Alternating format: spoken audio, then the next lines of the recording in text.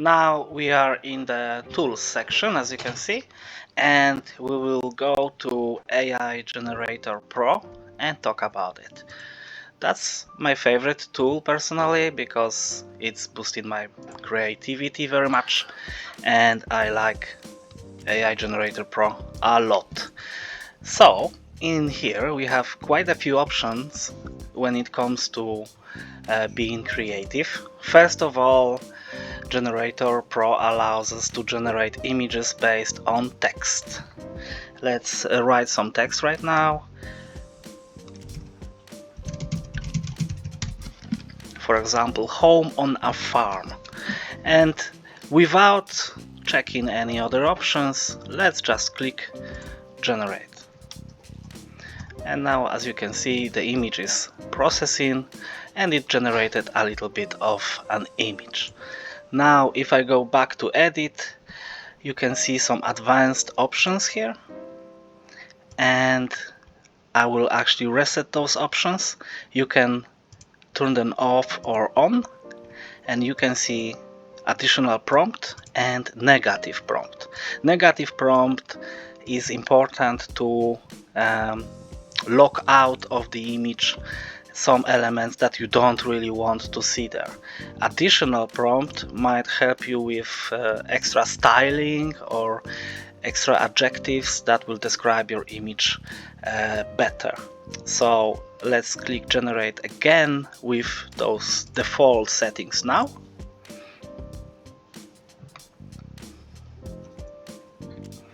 And as you can see, it generated a bit different image than before. No longer in pixel art, it's more like a photorealistic style. So that's the difference.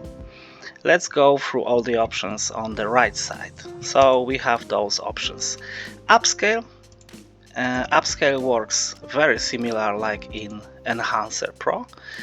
But this time, by default, your images, if you don't select upscale at all, your images will be 1024 pixels to 1024 pixels. If you click upscale and times 2, this will be 2 times larger, obviously. But you have a very good option where you can set up height and width yourself. So you can say, for example, I want this image to be 1920 pixels wide and 1080p height. And let's click generate. And now this image that we will get will have a different proportions, different dimensions. It's also kind of helpful that you set a specific proportions, because it will allow you to generate images that might look a little bit different depending on the dimensions. The next is framing. As in Enhancer or in product photo, you can as well frame your image, create a border, create some bounds, and play around with this. If you want to learn more about framing itself, there will be a separate video dedicated just to this feature. Enhance face details. You can try to use it with generation. Sometimes it helps. Reduce noise is not really necessary, especially in images that are generated by AI. They are usually quite clean already. Sharpen is also not necessary. Color and lighting, sometimes you might want to try this out to experiment with this a little bit. And advanced, of course, allows you to select the format of the file of the output image. In this case, keeping ICC profile doesn't seem to be very sensible, but yes, you can actually select every type of the image that you want as an output. So that was the standard generation, but there is actually quite more to AI Generator Pro, because you are able to actually upload a photo.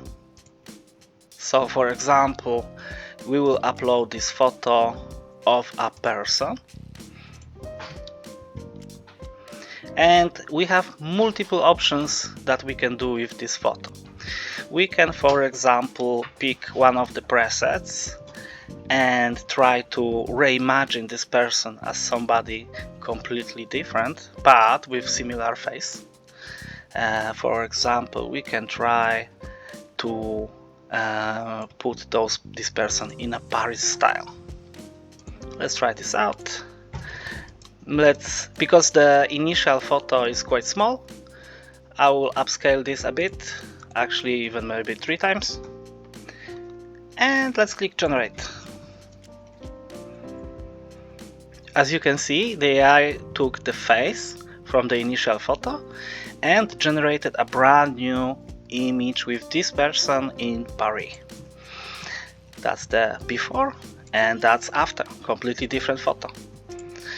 So that's just one of the very many ways. So that's just the one of many ways that we can use AI Generator Pro.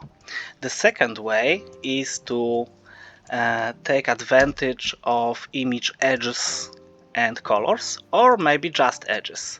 That's super useful for various applications, but even with the photo that we have right now of the person, we can actually try and do something interesting with it.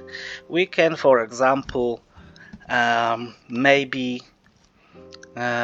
change this person completely. Let's make a woman with blonde hair and yellow clothes. And now let's mark just edges and click generate.